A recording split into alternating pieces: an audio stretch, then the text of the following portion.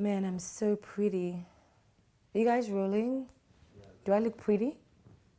You look amazing.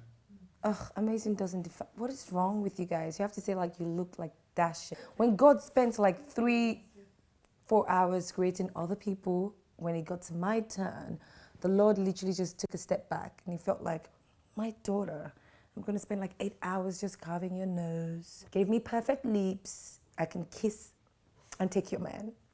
Then he gave me like perfect teeth and he gave me a dashing smile as well. Welcome to another episode of Toka Moments. My name is Toka Makinwa. You see, self-love, it's the best remedy to any fucking kind of day. Sorry that I'm swearing so much, but sometimes your day has been so annoying and you're sitting there trying to feel sorry for yourself. That doesn't work for me. I bask in the glory of my beauty, because I'm very beautiful. That's not what we're talking about today. Of course, I'm not going to do a video just telling you guys how hot I am. Even if I could. Maybe I should actually. Let me just tell you guys how awesome I am. I'm like an awesome friend. Like, I'm like the best thing that can ever happen to you. Okay, no, I'll stop. I'll do that video another time. So, I remember one time we had a vlog where we talked about down memory lane. And I did tell you guys about a prayer request that I wrote one time. And I promised you guys that I was going to do a video of the 5 stages of grief after heartbreak. Heartbreak is a bastard.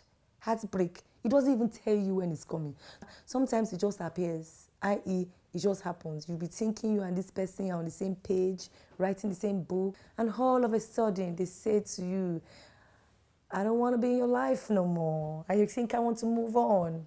One guy broke my heart that way. I would never forget. At a club. And he said, I think we need to see other people. That's how he broke up with me. But I'm not worried because I'm a star. Okay, no, let me get serious, guys. The 5 stages of heartbreak, because it's the worst thing that can happen to anyone. Heartbreak is even getting more expensive. You know, it's just one of those things that you don't plan for. Imagine how you were thinking you and this person were going to ride to the moon together, and all of a sudden they take the rug under your feet. The first thing you feel is denial. Clearly he's going to come back. He didn't do that to me. You know he loves me, right? Come on, like, we planned to be together for like 5 years. He's definitely coming back. Like, that's my guy. You know, that thing happened. I was probably dreaming about it. You know, this is not who he is. When people show you who they are, stop making excuses for them. My sister, wake up. It happened. Yes, he broke your heart. Yes, he slept with your friend. Yes. He said it's not doing anymore. So the first thing I think that a lot of people go through is denial. You're literally in a state of denial where you think, it's not me this happened to. It cannot be me. Like, come on now. I'm way too awesome for that. This cannot be me. Like, this person is clearly not thinking straight. First day, no phone call. That's the worst, longest 24 hours of your life. Then it becomes 48 hours. Hey! And you're thinking, this guy has not called me. Then you now begin the full denial. Maybe his battery died. Maybe he was robbed. Maybe he traveled. Maybe I should call him with a withheld number. Denial is the first stage of heartbreak. The second stage is anger. Hey, that anger part, nice sweet pass. You don't feel the pain because the anger is the one that is numbing your pain. You're like, hey, me. How can this nigga try it? I was even doing him a favor. Can you imagine that goat? He's not even fine. Just look at how he is. Then, you know, you turn motivational speaker. He's not worth my time. He's not the man for me. I deserve better. He hold me. After all the years I spent with him, then you begin to fire the text messages. With my phone, you begin to write text messages. You are a nuisance. I cannot believe I spent so long with you. God will punish you. Fuck off. I don't need you. I don't miss you. Okay, maybe I miss you. But why would you do this to me? Anger, the most interesting phase, because it helps you not feel the pain. It literally helps you sort of go through the long days. When you're angry, you're sitting there thinking to yourself, I deserve better. I can just smash his face to the wall. The anger helps you not feel the pain of the betrayal or, you know, the heartbreak or whatever. Now, after anger is a very interesting thing that comes up. After anger comes a deep sadness.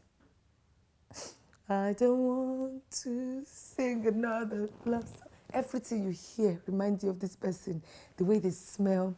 All of a sudden, like TV shows, you start hearing some lines that will remind you of them. You walk into a place, that's like our regular spot. This is where we used to go to. There's a deep sadness where you don't even know what to do. You sit down on the chair The day can go from 6 a.m. to 8 p.m. at night, and you've sat down on that same chair.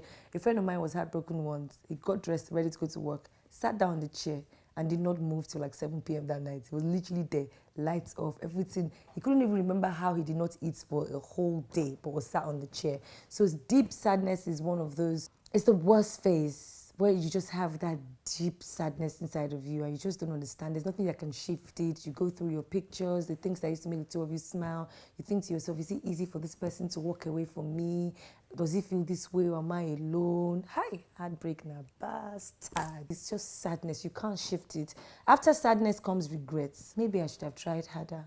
Do you think I was at fault? Maybe I put too much pressure on him. Maybe. Then the maybe starts. Maybe I should have been more patient. Maybe I should have been more understanding. All he wanted was just to be with me.